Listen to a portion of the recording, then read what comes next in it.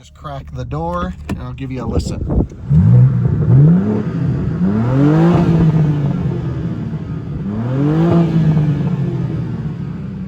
Hello and welcome to another Kyle Connor YouTube channel vlog. You join me in my driveway with the Nissan Ariya behind me, and wow, it's snowing in April. What is going on here?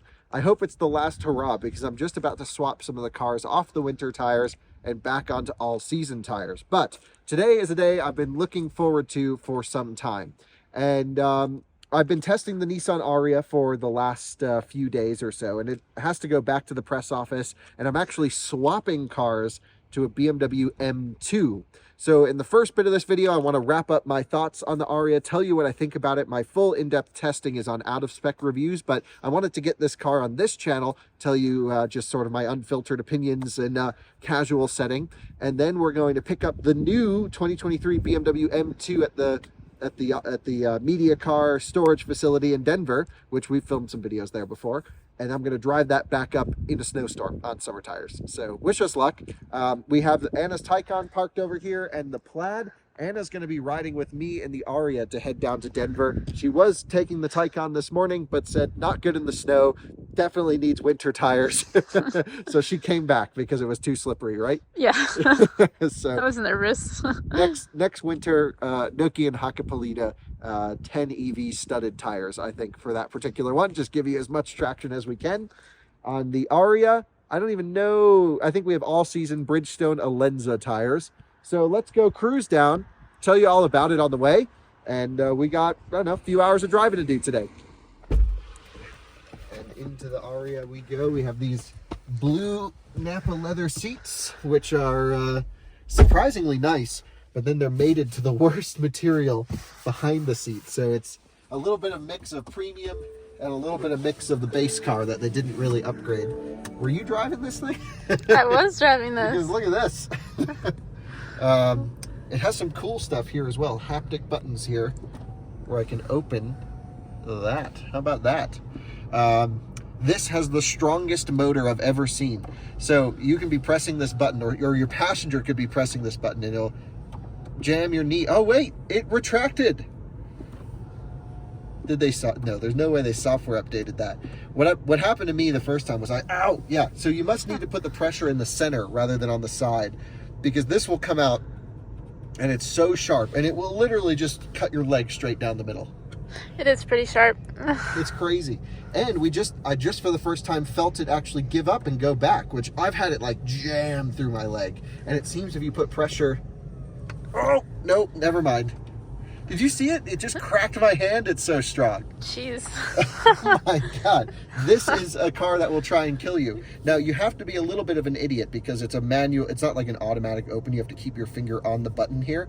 But if your passenger's doing it and not realizing, like, that's crazy. So they really need to put a better pressure sensor in that swivel or that electronic thing. So let's run out to Denver. I hope the highways are clear and everything. It's not that much snow. We're all used to dealing with snow. We've had a winter full of snow, so I don't expect any major problems today. But Ariya does have a snow mode if it gets too crazy. Did that fall down, or how did that? I didn't notice. Yeah, I don't know. Cool beans. Well, be back in a few hours with a much more spicy meatball, switching to the M2. But we'll get on the highway. I want to show you some of the driver assistance. I'll tell you the price, which I think you're going to fall over when you hear it, because I haven't put this car on this channel yet. So if you don't watch Out of Spec, you may not know how insanely expensive this car is for what you get. So yeah, one thing it does have is a lot of power, and it doesn't seem to be that affected by temperature. So big power. It is pretty fast, almost 400 horsepower, which is a lot, and it's all-wheel drive. The all-wheel drive system is good. There's a lot to like about the Ariya until you look at the price. Well, we're heading south on I-25. The conditions are really not too bad at all. I forgot to reset our trip computer from when we left the house, but we charged it up last night, so there's a Since charge menu, which every electric car should have. And so far we've driven 14.5 miles, but there has been some idling time. So we can't fully rely on this efficiency number because that idling time we were using climate control. but it's still a representative number of something. What I'm going to do just also to look at our efficiency on this drive is I'm going to reset all items on manual, so that way we can look at efficiency from this point moving forwards. Cruising in the Ariya is really good. So this is, of course, an electric SUV from Nissan that took them way too long to produce. Years delay on this particular model. And to be honest, I don't really know why, because it's not particularly class leading in any metric except for driving dynamics. This on a back road is surprisingly fun.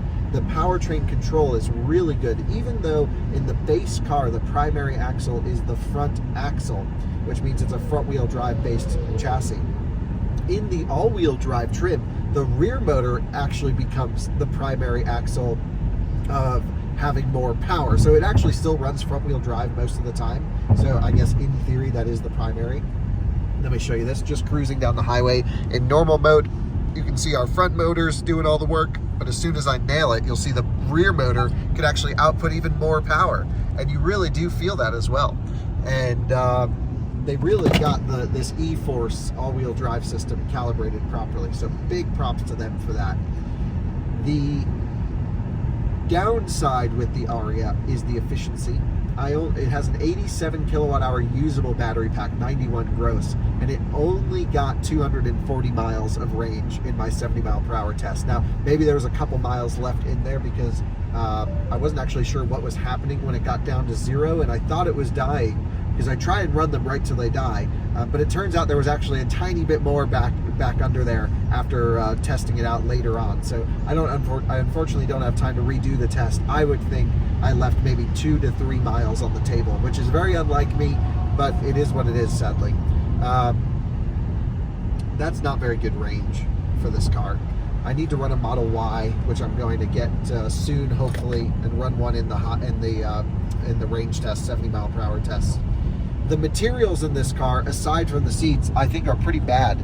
Everything is really chintzy plastic feeling. I hate this haptic stuff. I think it's so annoying to have to press in on these little buttons right here. The steering wheel is capacitive, but it's only capacitive in like a certain areas, and it has a really hard time sometimes feeling your hands on the wheel. And on pre-mapped roads, it's actually eye tracking. So it's hands-free eye tracking, which works really well when you're on pre-mapped roads. So when I did the range test, I used this ProPilot 2.0 system. You can see it's asking me to put my hands on the wheel. My hands are on the wheel. When I did the ProPilot stuff during the range test, it was truly incredible. Really good system here. I mean, I did not expect the Ariya to have such a good driver assistance system, because Nissan ProPilot in the Leaf was okay, and I've driven ProPilot in the other cars that they have. But here, this 2.0 system, not a single hint of lane wobble, full confidence, hands off, level 2 with eye tracking. Here's the little sensor. The warnings were way less annoying than GM or Ford, which every time you look away, they start binging and bonging. This like lets you look away for a good amount of time, lets you get a text message out or two, which, let's be honest, everyone does when using these systems, even though we shouldn't, without being annoying. So I thought it was a good compromise of safety, but also not pissing off the user too much. Really love this system, and I really want to run this system in the out-of-spec hogback challenge. The problem is, this is the last day with the car. This is the day I was planning on doing the hogback, and this unexpected snowstorm came in, and these are no conditions to run a driver assistance test in. Actually, even just during this clip, it was losing the lines and the steering was kicking off occasionally. So I'm not totally convinced that we're going to be able to do the hogback. I'll ask Nissan to get the car back again to showcase the driver assistance stuff, because it is really good. What more should I tell you about the Ariya while we're cruising? It's very quiet. The suspension's pretty good. The price is $63,000, which is ridiculous. That's the crazy part. You can buy a Tesla Model Y Performance Model Y for less money than this, and that gets the $7,500 tax credit, which this doesn't qualify for because it's not built here. Insane. So the price is ridiculous. Now, they do have different versions of the Ariya, but this is the one you want. It has the good sound system, has all the driver assistance, it's got the good seats. Like, for me, I would want all the stuff this car has, And so it's going to cost this much money. Look at this coming in for a stopped situation with some ice on the roads. I've got the hazards on. We're hoping people will see what's going on here and not crash into us. We got a big box truck coming up behind. Where did traffic just come stopped out of nowhere for? I'm going to do a little bit of extra swerving just to let cars that may not have good visibility know that, like, hey, we are stopped here. We have a cop here, and now the box truck stopped behind us, so we're good. But holy smokes, just traffic out of nowhere. So what else was I saying about the Ariya? I don't know. It's just not class leading, but it has a class leading price. The base trim's $40. You get cloth seats. You don't really get much. You really want one that's going to be like mid-spec, but then there's so many different configurations that mean nothing, that like at the end of it, just get the nice one, and then you're spending a lot of money. Or just look at ID4, Mustang Mach-E, Audi Q4 e-tron even, or of course the Model Y is the clear winner out of this category, I think. So I really think Nissan had 10 years to improve upon their very successful Leaf, one of the most successful electric cars of its time, and it was first. The Leaf was the first mass manufactured electric vehicle of all time. And this is what they follow it up with, and unfortunately it just doesn't match what it needs to do, I think. So that's my quick review of the Ariya. It's very good at driving, and it's not so great at the other stuff. And the software truly sucks. So let's go cover some more distance down to Denver. We'll see what's going on here. You can take a look ahead, and you'll see lots of activity. A truck flipped over. What the heck? Is that a Rivian? No, I see a silver truck. Let's take a look. Oh my gosh, this looks like a gnarly flip over of the trailer. And then, is that a Tundra? It's a Freightliner. Yeah, it's the new Tundra, unfortunately. Look at the right this trailer got screwed up. That's a bad day there. Shoot. Not good. Wow. Well, off to go swap cars. I do also want to say that, you know, the guys offered to bring the car up here to do the swap, but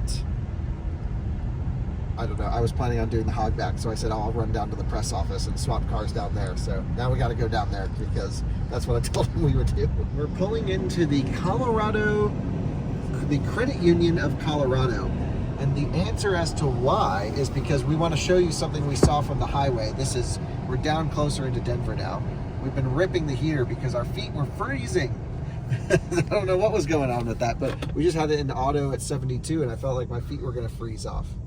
But yeah, pulling in here to Colorado Credit Union of Colorado. Take a look at how many chargers they've installed at this building they're putting in. This is what every parking lot needs to look like. So I'm going to come down here and you're going to see, like I've been dreaming about, every parking space has a charging port. Look at that. Can you zoom in and see that? I don't know. Yeah. That's insane. We should count how many ports there actually are. And I kind of want to see how much power they have as well. So these can go typically no more than 7 kilowatts or so. And it shows, I'm just going to get out and look. You just hang here for 1 second. I'm going to look.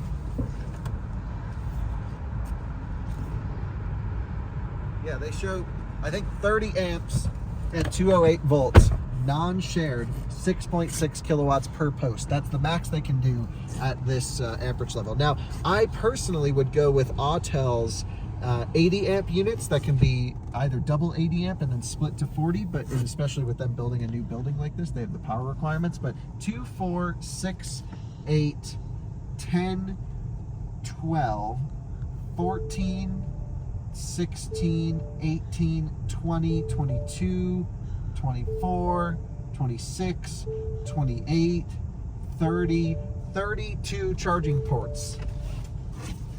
That's what I'm talking about. That's probably the biggest level 2 install I've seen in a private company in the US, or at least close to it. I mean, we were just at the BMW factory in South Carolina. They didn't have that many, right? No, right? They did not. Yeah. Holy crap. How many employees are they going to have? I don't know, but that was pretty sweet to see. So Colorado Credit Union of Colorado, that seems like a good place to do business with because they got a lot of chargers. Pretty sweet. All right, well, we're almost to Anna's place to go drop her off, and then I'm going to go pick up the M2.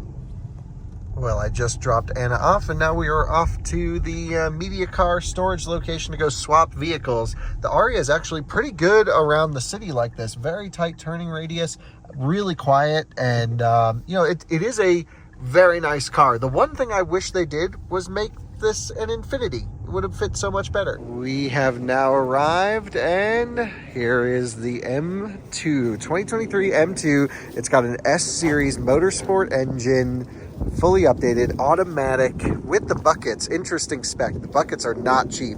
Looks like it has the carbon packs. So it's like a $13,000 option for all the carbon, exhaust. Oh man. Going to a track day this week in it. Gonna be ripping it around High Plains, so can't wait to go have some fun and evaluate it. The styling right off the bat, I don't know why everyone thinks it looks so bad. I really don't. The one thing that annoys me is the front wheel is 19, the back wheel is 20. I just think it looks awkward, but yeah, I don't think it looks as bad as everyone's saying.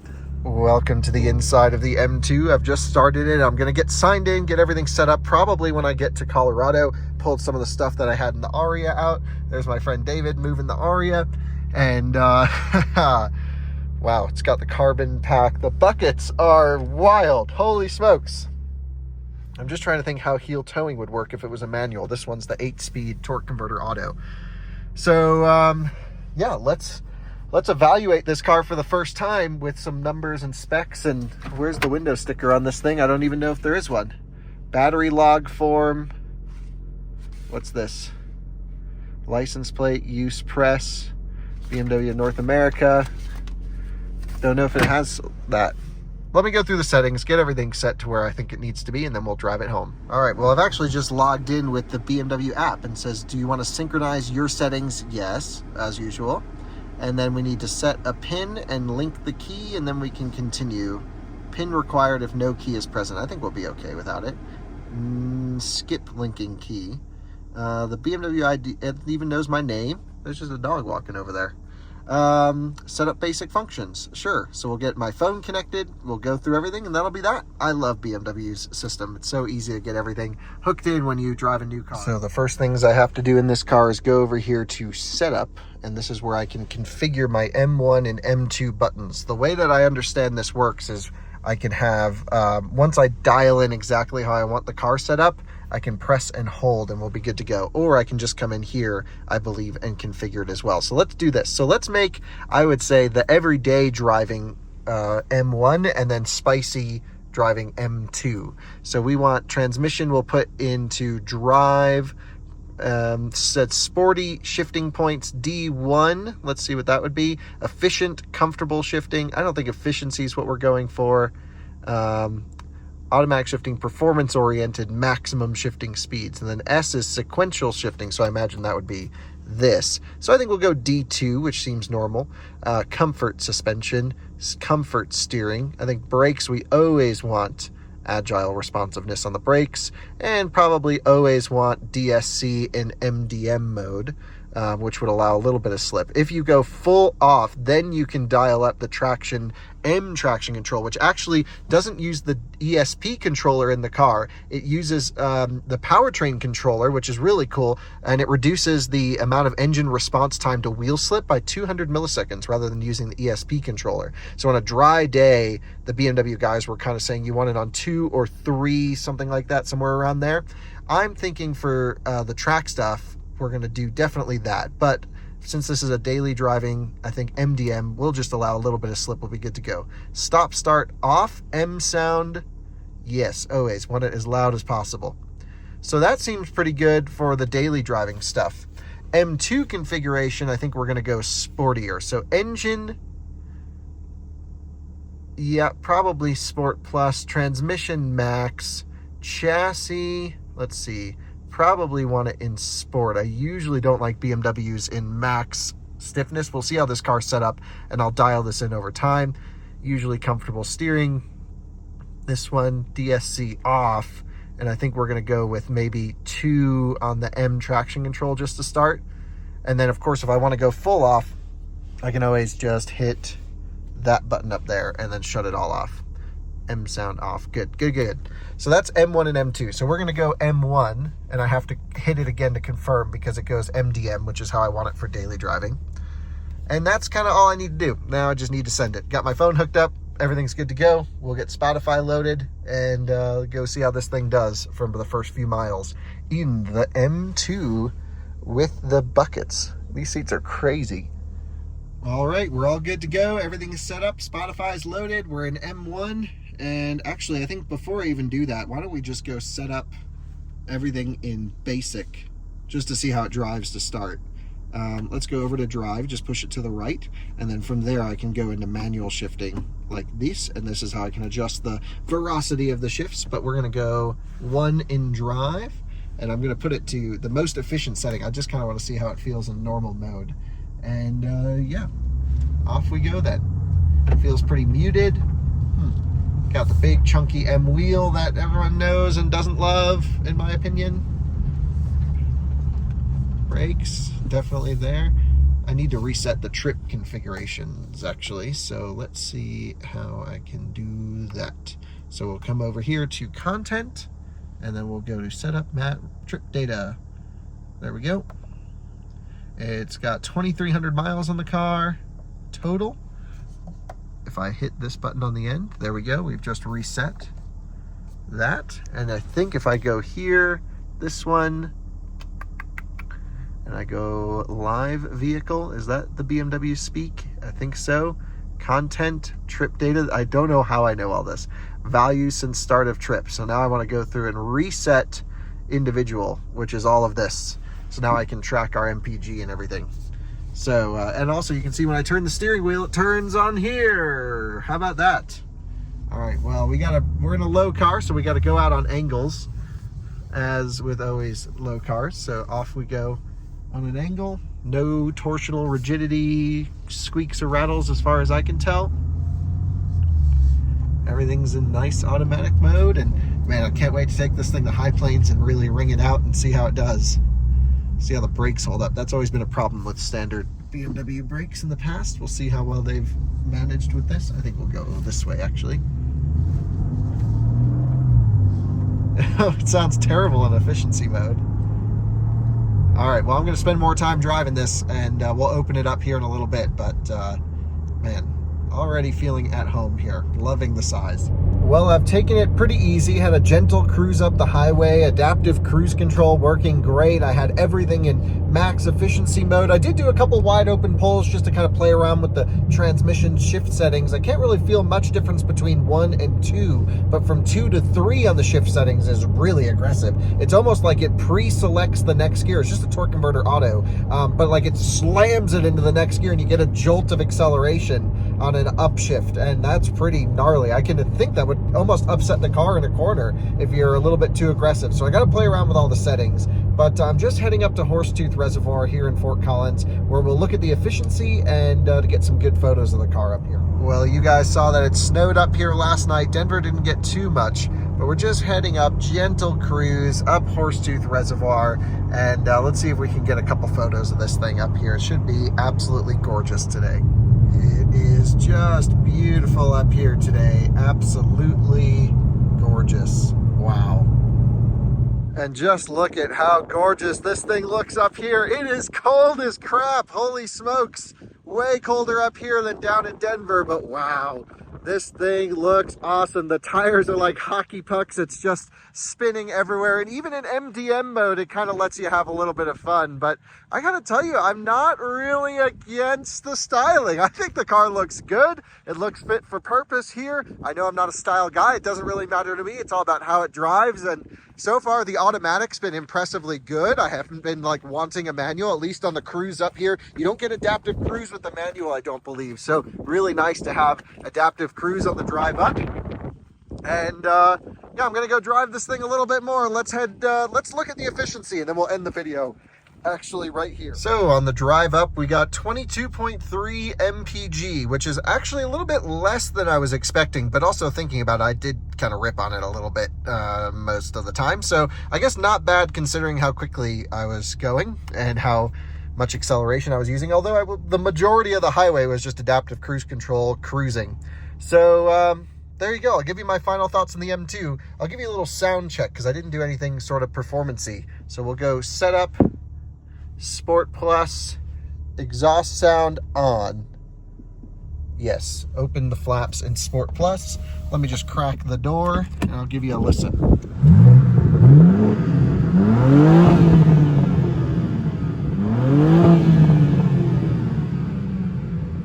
Very nice. And no soft limiter. Goes right up to the red line. Love to see it. So nice work, BMW. So far it did the cruising thing. Not really into the carbon buckets yet. I haven't really found... I mean, I love the way they look, but wow, I'm already feeling like pressure all over me. Just don't really fit in these things. I know I'm bigger than most. I could get away with it maybe if it was a weekend car, but as a daily, which an M2 should be, it's a little bit of a pain to get in and out. So there you go. Just another boring video on the Kyle Connor YouTube channel. You know, we took an Ariya, returned it, picked up a BMW, and just more of a logistical couple hours, if you will. It took about 3 hours to do all that, but a fun way to spend the day. I got to go and edit more videos for you guys for the main channels. We got stuff to do with Rate Your Charge. We got dinners tonight. It's Colton's birthday today, so stuff is going on. I need to stop playing with the M2 and get back to work. See you all on another one soon. We got so many videos coming on this channel. That's really great. Can't thank you enough for watching. And you know, I always told you, don't subscribe to this channel. This is where I put the videos that aren't good enough to put on the main channels or have combustion cars and stuff that I'm into personally. But can't thank you enough for subscribing for those of you who do. See you on another one soon. Bye-bye.